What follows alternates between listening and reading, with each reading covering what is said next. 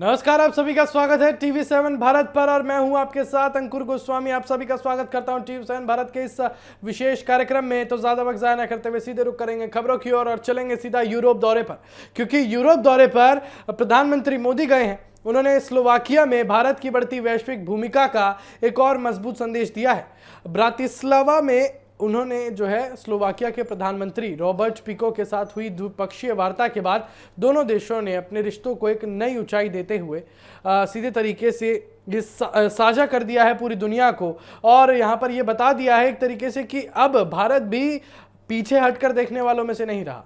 भारत जो है आगे बढ़कर आएगा, भारत जो है सबके साथ दोस्ती भी रखेगा। लेकिन यहां भारत की दोस्ती को ऐसा मत समझिएगा कि जो सबका दोस्त होता है वो किसी का नहीं होता। भारत केवल उनके साथ दोस्ती कर रहा है जिनके साथ सचमुच में भविष्य है। और इन्हीं सबको दिखाते हुए उन्होंने ये बता दिया कि कॉम्प्रिहेंसिव पार्टनरशिप में बदलने का जो है अब ये फैसला हुआ है। ये किसी भी दो देशों के बीच सहयोग का एक उन्नत स्तर माना जाता है, जो बताता है कि आने वाले वर्षों में दोनों देशों के बीच व्यापार, तकनीक, रक्षा, शिक्षा और नवाचार के क्षेत्रों में तेजी से सहयोग बढ़ेगा। और खास बात यह है कि किसी भारतीय प्रधानमंत्री की ये पहली स्लोवाकिया यात्रा है, जिसे ऐतिहासिक माना जा रहा है। और प्रधानमंत्री मोदी ने इस मौके पर कहा कि तकनीक अब भारत और स्लोवाकिया के रिश्तों की नई नींव बनने जा रही है। यानी टेक्नोलॉजी अब इंडिया और स्लोवाकिया के बीच एक बहुत मजबूत कड़ी बनेगी। दोनों देशों ने artificial intelligence, digital technology, innovation और रिसर्च के क्षेत्र में जो है मिलकर काम करने पर जो है वो सहमति जताई है। और इसी दिशा में स्लोवाकिया के एक विश्वविद्यालय में India chair on artificial intelligence स्थापित करने का फैसला लिया गया है। और इसका उद्देश्य है दोनों देशों के छात्रों, वैज्ञानिकों और शोधकर्ताओं को एक साझा मंच उपलब्ध कराना है, जिससे नई तकनीकों पर संयुक्त शोध को बढ़ावा मिल सके। बैठक के दौरान व्यापार और निवेश को लेकर भी कई महत्वपूर्ण समझौते हुए।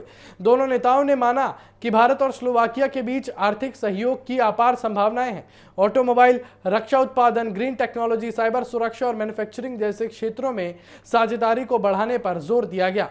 स्लोवाकिया को मध्य यूरोप का एक महत्वपूर्ण औद्योगिक केंद्र माना जाता है, जबकि भारत दुनिया की सबसे तेजी से बढ़ती अर्थव्यवस्थाओं में शामिल है। और ऐसे में दोनों देशों का सहयोग यूरोप और एशिया के बीच आर्थिक संबंधों को भी नई मजबूती दे सकता है।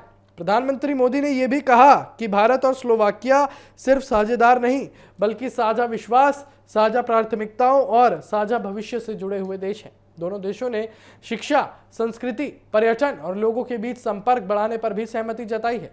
इसके साथ ही वैश्विक चुनौतियों, आपूर्ति श्रृंखला, सुरक्षा, उभरती तकनीकों और अंतर्राष्ट्रीय सहयोग जैसे मुद्दों पर भी साथ काम करने का संकल्प दोहराया गया।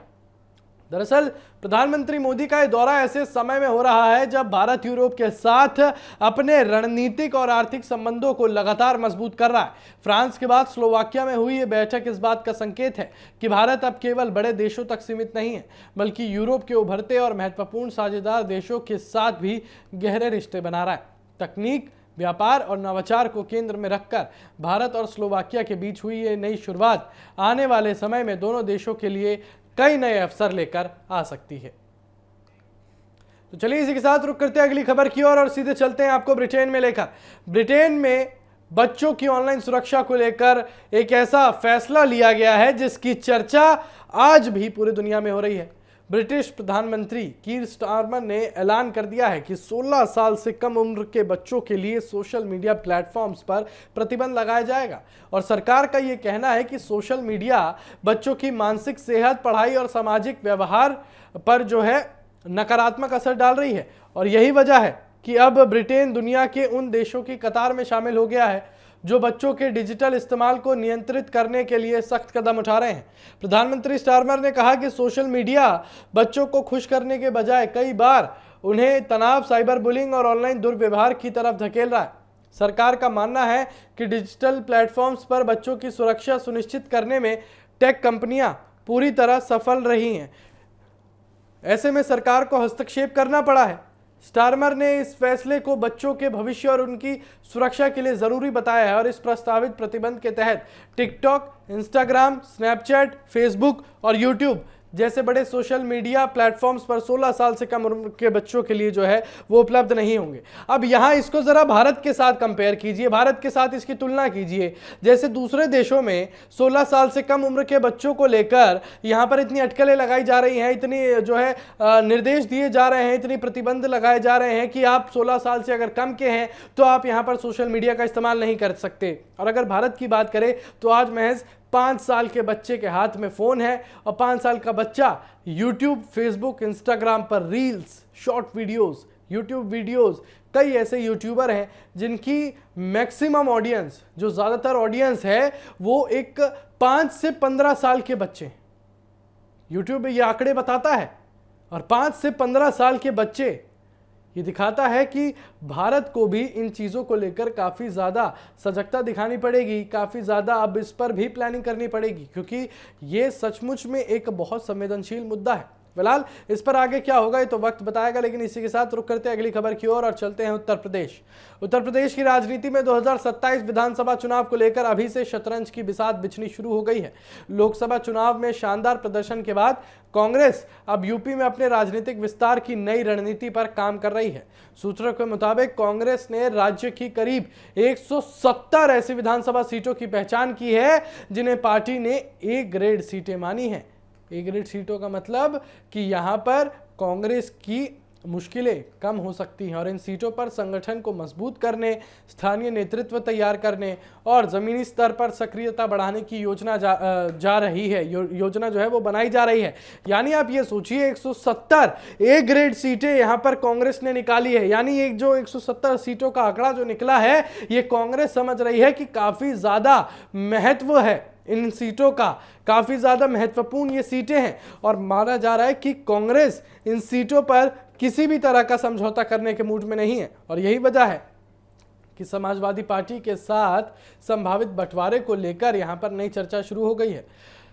दरअसल पिछले लोकसभा चुनाव में कांग्रेस और समाजवादी पार्टी के गठबंधन ने उत्तर प्रदेश और बीजेपी को कड़ी चुनौती देने की कोशिश की थी और इसी सफलता के बाद यह माना जा रहा है कि 2027 का विधानसभा चुनाव भी दोनों दल मिलकर लड़ सकते हैं। लेकिन अब कांग्रेस का रुख पहले से कई ज्यादा आक्रामक दिखाई दे रहा है। पार्टी नेतृत्व का मानना है कि जिन इलाकों में कांग्रेस का पारंपरिक आधार रहा है, जहां हाल के वर्षों में संगठन मजबूत हुआ है, वहां पार्टी अपनी हिस्सेदारी बढ़ाने की कोशिश करेगी और यही वजह है कि 170 सीटों के चयन को कांग्रेस की भविष्य की चुनावी रणनीति का अहम हिस्सा माना जा रहा है। दूसरी तरफ समाजवादी पार्टी भी यूपी में मुख्य विपक्ष ताकत के तौर पर अपनी स्थिति बनाए हुए है। सपा प्रमुख अखिलेश यादव लगातार पीडीए यानी कि पिछड़ा, दलित और अल्पसंख्यक समीकरण को मजबूत करने में जुटे हैं, लेकिन पार्टी के सामने एक नई चुनौती भी खड़ी होती दिखाई दे रही है। एआईएमआईएम प्रमुख असदुद्दीन ओवैसी और आजाद समाज पार्टी के नेता चंद्रशेखर आजाद की बढ़ती सक्रियता पर सपा लगातार अपनी नजर बनाए हुए है और पार्टी के भीतर ये चिंता भी सामने आ चुकी है कि मुस्लिम और दलित वोट बैंक में किस तरह की सेंध भविष्य में चुनावी समीकरण बदल सकती है। राजनीतिक जानकारों का मानना है कि कांग्रेस की रणनीति सिर्फ सीटों की मांग तक सीमित नहीं, बल्कि ये यूपी में अपनी स्वतंत्र राजनीतिक पहचान मजबूत करने की कोशिश भी है और पार्टी चाहती है कि विधानसभा चुनाव में वो सिर्फ सहयोगी दल की भूमिका में ना रहे, बल्कि एक मजबूत दावेदार के तौर पर सामने आए। और ऐसे में सीट बंटवारे की बातचीत आसान नहीं रहने वाली। कांग्रेस जहां अधिक सीटों की मांग कर सकती है, वहीं समाजवादी पार्टी अपने प्रभाव वाले क्षेत्रों में किसी तरह की कटौती नहीं चाहेगी। फिलहाल चुनाव में अभी समय है, लेकिन सियासी संकेत साफ है। कांग्रेस अपनी ताकत बढ़ाने में जुटी है, समाजवादी पार्टी अपने जनाधार को बचाने की कोशिश कर रही है और दूसरी तरफ बीजेपी सत्ता बरकरार रखने की रणनीति पर काम कर रही है। और ऐसे में आने वाले महीनों में उत्तर प्रदेश की राजनीति में गठबंधन, सीट शेयरिंग और नए समीकरण सबसे बड़ा मुद्दा बनने वाले हैं। सबसे बड़ा सवाल यही रहेगा कि क्या कांग्रेस और सपा 2027 में फिर साथ आएंगे या फिर सीटों की लड़ाई दोनों दलों के रास्तों को अलग कर देगी। तो चलिए इसी के साथ बढ़ते हैं अगली खबर की ओर और बात करते हैं महाराष्ट्र के होटल पॉलिटिक्स की, क्योंकि महाराष्ट्र की राजनीति में एक बार फिर होटल पॉलिटिक्स की एंट्री हो चुकी है। दिलचस्प बात यह है कि इस बार ये कवायद किसी कमजोर सरकार को बचाने या बहुमत साबित करने के लिए नहीं, बल्कि विधान परिषद यानी कि एमएलसी चुनाव में वोटों की सुरक्षा सुनिश्चित करने के लिए की जा रही है। नासिक स्थानीय प्राधिकरण निर्वाचन क्षेत्र के चुनाव से पहले महायुति गठबंधन के नगर सेवकों को होटल और रिसोर्ट में ठहराया जा रहा है। और सवाल यह है कि जब महायुति के पास पहले से स्पष्ट बहुमत है तो फिर इतनी सावधानी की जरूरत क्यों पड़ रही है। दरअसल नासिक एमएलसी चुनाव में कुल 619 मतदाता है और इनमें लगभग 450 वोट महायुति गठबंधन के पक्ष में माने जा रहे हैं। महायुति के आधिकारिक उम्मीदवार शिवसेना के नरेंद्र दराड़े हैं। संख्या बल के हिसाब से उनकी जीत लगभग तय मानी जा रही है और इसके बावजूद गठबंधन किसी भी तरह का जोखिम लेने को तैयार नहीं है और यही वजह है कि नगर सेवकों को एक साथ रखा जा रहा है। उनकी बैठकें हो रही हैं और मतदान से पहले उन्हें विशेष प्रशिक्षण भी दिया जा रहा है। और इस चुनाव की सबसे बड़ी खासियत इसकी मतदान प्रणाली है। विधान परिषद के स्थानीय निकाय चुनाव में साधारण वोटिंग नहीं होती, बल्कि मतदाता उम्मीदवारों को पसंद के क्रम में रैंक देते हैं। इसे प्रेफरेंशियल वोटिंग सिस्टम भी कहा जाता है और ऐसे में कोई मतदाता गलत तरीके से बैलेट भर देता है या वोटिंग प्रक्रिया को ठीक से नहीं समझता तो उसका वोट अमान्य भी हो सकता है। महायुति नेताओं का कहना है कि गठबंधन के कई नए नगर सेवक पहली बार इस तरह के चुनाव में मतदान करेंगे, इसलिए उन्हें पूरी प्रक्रिया समझाने के लिए होटल में वर्कशॉप और ट्रेनिंग क्लास आयोजित की जा रही है। राजनीतिक जानकारों का मानना है कि सिर्फ ट्रेनिंग ही इसकी वजह नहीं है। महाराष्ट्र की राजनीति में रिसोर्ट पॉलिटिक्स का लंबा इतिहास रहा है। जब भी किसी चुनाव में क्रॉस वोटिंग, अंदरूनी नाराजगी या राजनीतिक जोड़-तोड़ की आशंका रहती है, तब पार्टियां अपने विधायकों या फिर नगर सेवकों को एक जगह एकत्र रखती हैं। इससे विरोधी दलों की पहुंच सीमित होती है और किसी भी तरह की टूट-फूट या असंतोष पर नजर रखी जा सकती है। पिछले वर्षों में महाराष्ट्र में कई बार ऐसे राजनीतिक घटनाक्रम देखने को मिले हैं जहां बहुमत होने के बावजूद पार्टियों ने अपने जनप्रतिनिधियों को होटल या रिसोर्ट में रखा था। और इस चुनाव में एक और दिलचस्प पहलू है। 2 निर्दलीय उम्मीदवारों ने प्रचार तो रोक दिया, लेकिन उन्होंने आधिकारिक तौर पर महायुति उम्मीदवार को समर्थन नहीं दिया है। तो यानी कि महाराष्ट्र का ये एमएलसी चुनाव अपने आप में काफी ज्यादा संवेदनशील होता जा रहा है। अब देखना ये होगा कि आगे क्या कुछ होता है। तो चलिए इसी के साथ रुक करते हैं अगली खबर की ओर और बात करते हैं दिल्ली एनसीआर की, क्योंकि दिल्ली एनसीआर की तस्वीर आने वाले वर्षों में पूरी तरह बदल सकती है। राष्ट्रीय राजधानी क्षेत्र योजना बोर्ड यानी कि एनसीआरपीबी की बैठक में क्षेत्रीय योजना 2041 को लेकर जो प्रस्ताव सामने आए हैं वो सिर्फ दिल्ली ही नहीं बल्कि नोएडा, गुरुग्राम, मेरठ, हापुड़, फरीदाबाद और पूरे एनसीआर के भविष्य की नई कहानी लिख सकता है।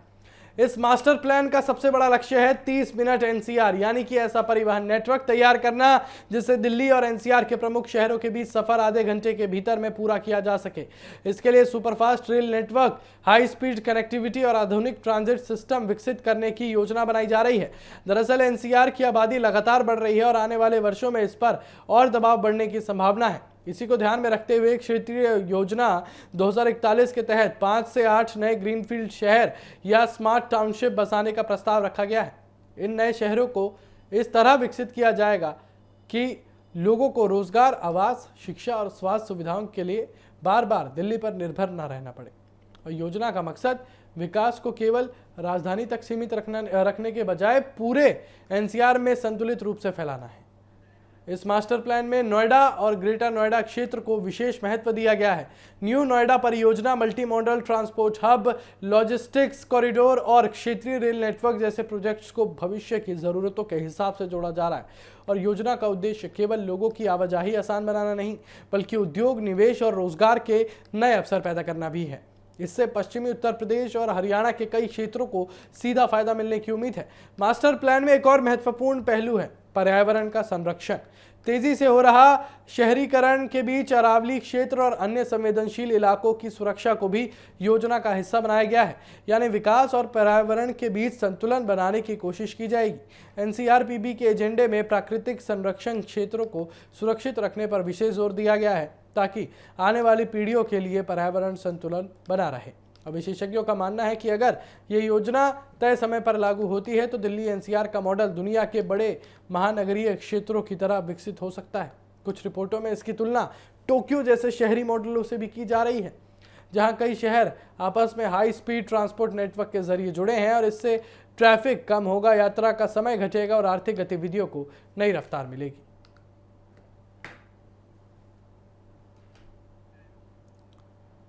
तो चलिए फिलहाल मेरे साथ बस इतना ही और तमाम बड़ी खबरों के लिए बने रहिए TV7 भारत के साथ। नमस्कार।